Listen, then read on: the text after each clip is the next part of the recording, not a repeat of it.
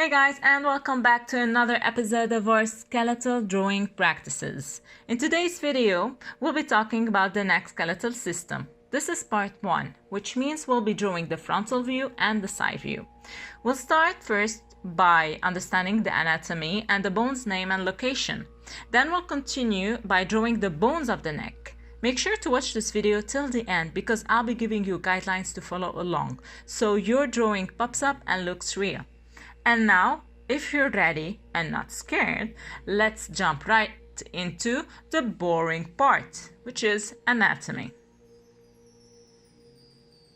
Anatomy is essential because it will guide us in understanding the neck form and the neck detailed shapes. You should know that the skeletal system provides support to the whole body. Bones are curvy for the attachments of muscles and ligaments, and they also play a major role in protecting tissues and organs. Other than protecting the brain, the head skull plays a major role in its connection with the whole body, starting with the neck. That is why we'll be talking a bit about the bottom part of our head skull. But if you're interested in knowing more about the head skull, click on the link above.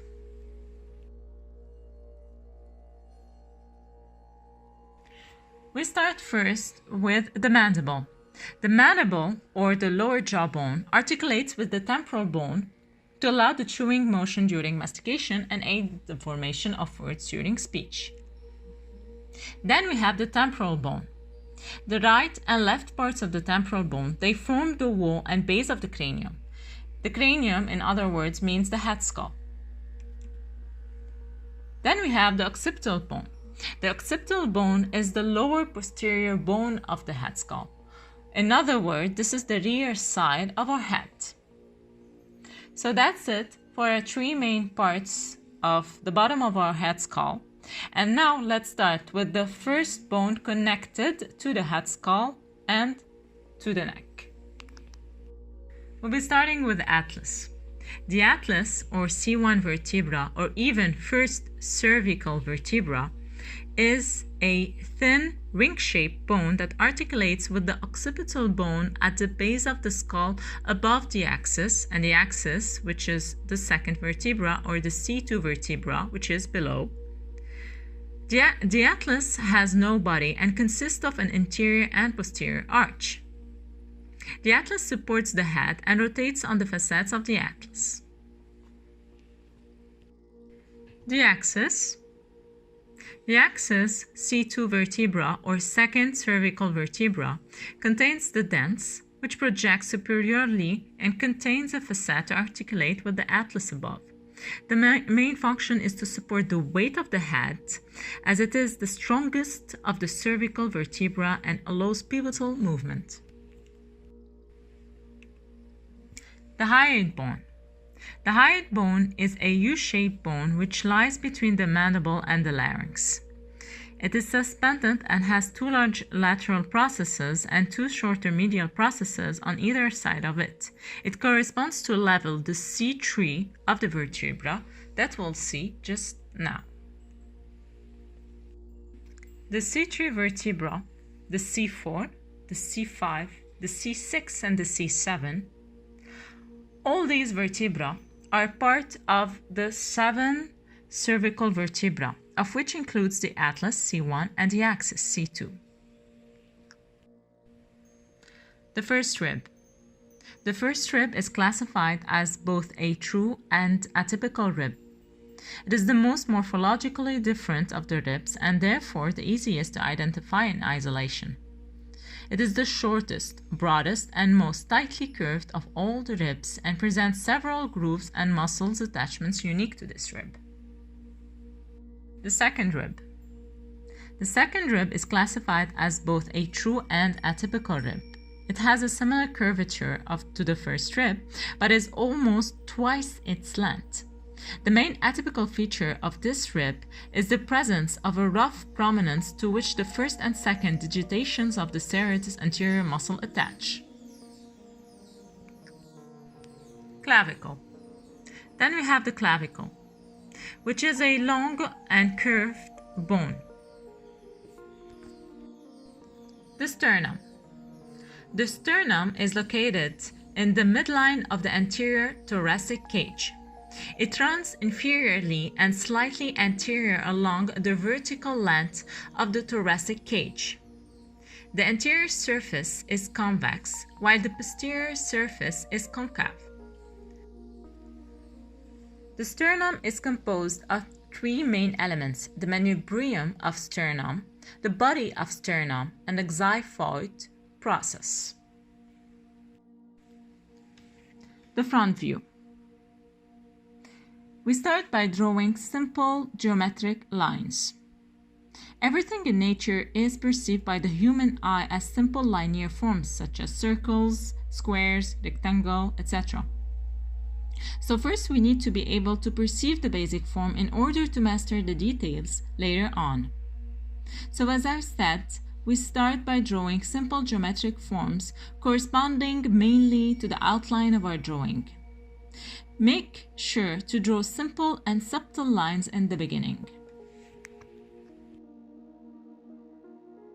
We draw one long vertical line dividing our drawing or the upcoming drawing into two equal parts. So this vertical line, this long vertical line, we'll call it, the top we'll call it A, the point A, and the bottom is the point C. The middle of it, which is half of this vertical line, is the point B.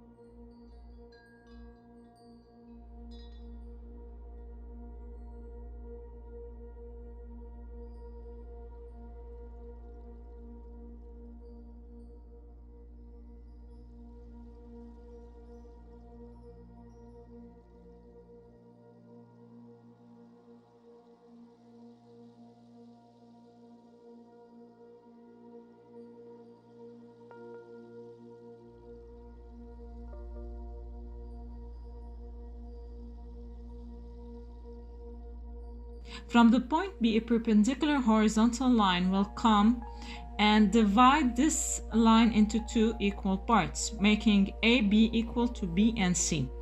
This horizontal line is called DE. Note that you should have AB equal BC, but also DB equal to B and E.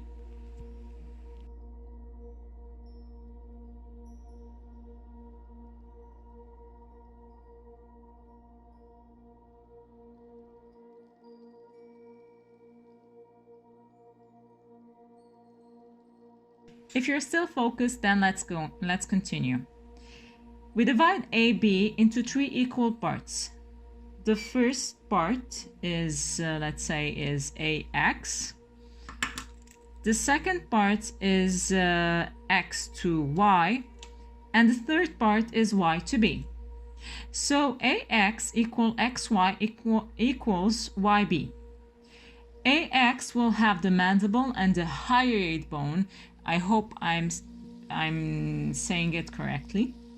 So AX will have the hyoid bone and the mandible, plus the C3 vertebra. Then XY will have the C4, C6, C4, C5, C6, and C7. The C7, the bottom part of the C7 will end up at the point Y. Then from Y to B, we'll have the first and second rib, then the clavicle. Then we'll have the first half part of the manubrium of sternum. Then for B and C, we have the second part, the second lower part of the manubrium of sternum. Then we have a whole long, which is the body of sternum. Then we have a little tip at the bottom, which is the xiphoid process. Okay, this is sport, guys. It's not easy, but let's stay focused because this is the last part. EB will be divided, which is the horizontal line, the first middle part of the horizontal line, DB, which is the first left middle part of the DE horizontal line. DB will be divided into two, having the first part, let's say it happened to, let's say, Z. So DZ, or let's say ZB, will have the first, the limit of the second rib, and it's the same for the other part. And the limit at the end, at point D and E, is the limit of our clavicles. It's a bit messy, if I dare say, but these proportions are important in order for you to understand the anatomy and the anatomical shapes and details that will come very, very soon.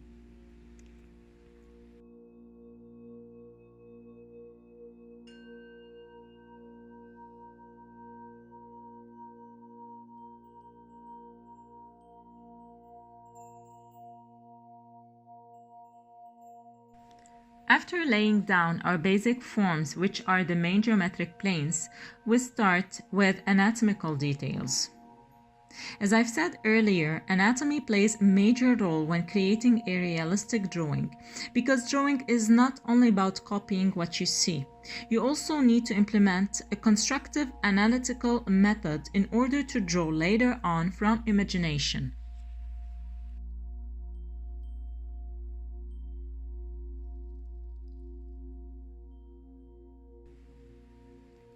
Understanding the construction of elements will help you conceptualize a 3D form in your mind, which means you'll be able to simplify a complex form that has a lot of details and values and then render it back into a 3D form. I've wrote an article on that subject that you can check out later on. You'll find the link in the description box below.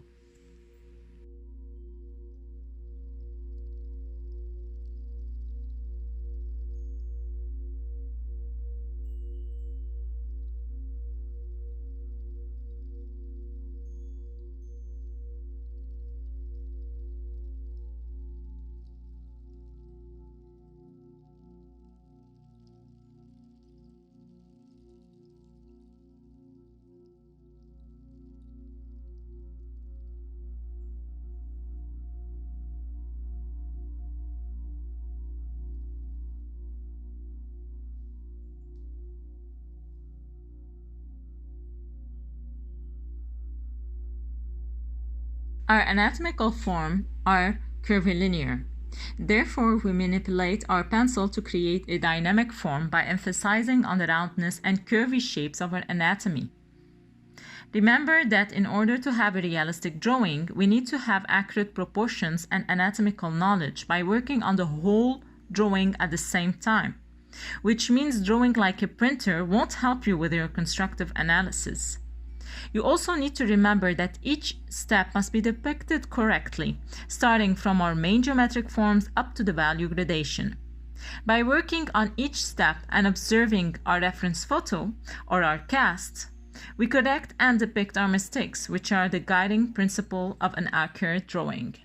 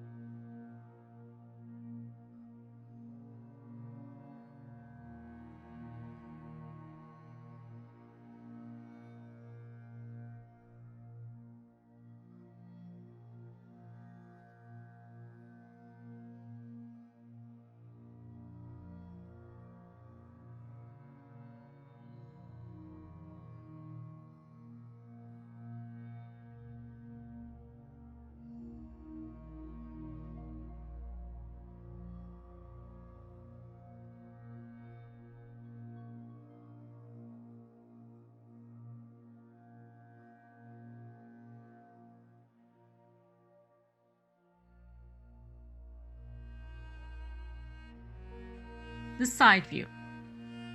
The process of drawing the side view is like drawing the front view. So first, we need to identify the main geometric forms, the vertical and horizontal line, and the main geometric planes. For the side view, for the measurement of the side view proportions, let's start with the long vertical line A, so top point A and the bottom point, which is C.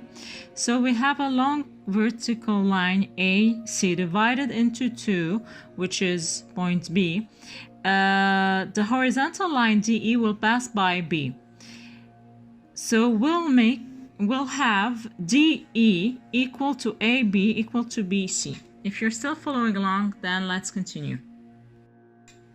After that, we divide AB into 2. This part, let's say this part is, let's say, point X. So AX equal XB. So the point X is the middle part of the hyoid bone and the bottom part of the C3 vertebra.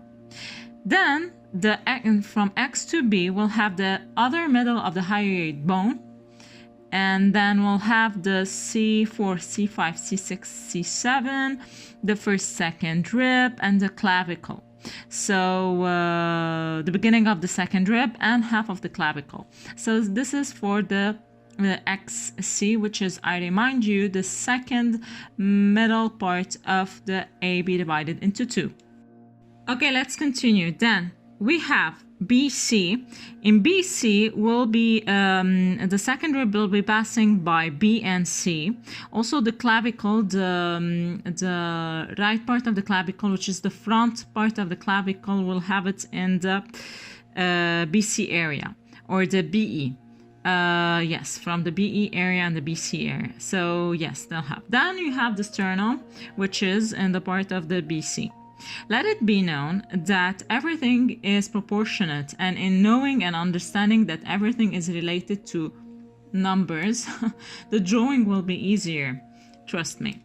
So yeah, one more thing, the mandible, the bottom part of the mandible ends at the limit of the bottom limits of the AX perpendicular horizontal line passing by point X.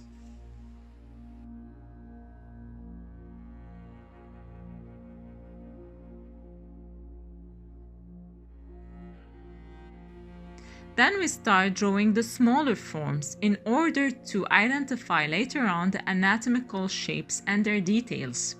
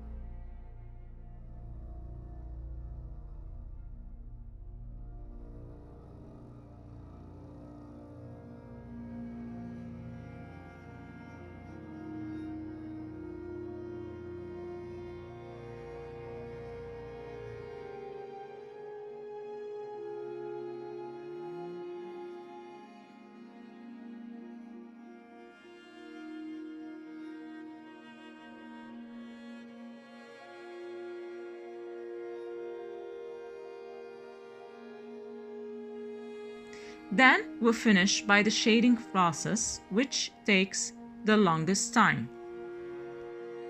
The bumpy shapes will be the lightest and the hollow ones will be the darkest, and between both we have the transition of values with the shading process.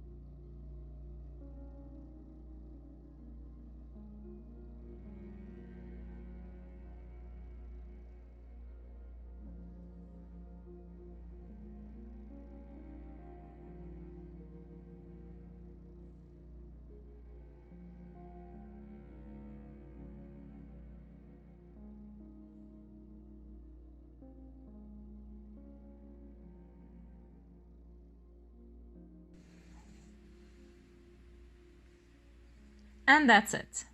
I hope that this video was helpful. If you have any comment, don't hesitate to write it down in the comment box below. Make sure to give this video a thumbs up and subscribe to my channel for more art inspiration. I'll see you next time. Ciao!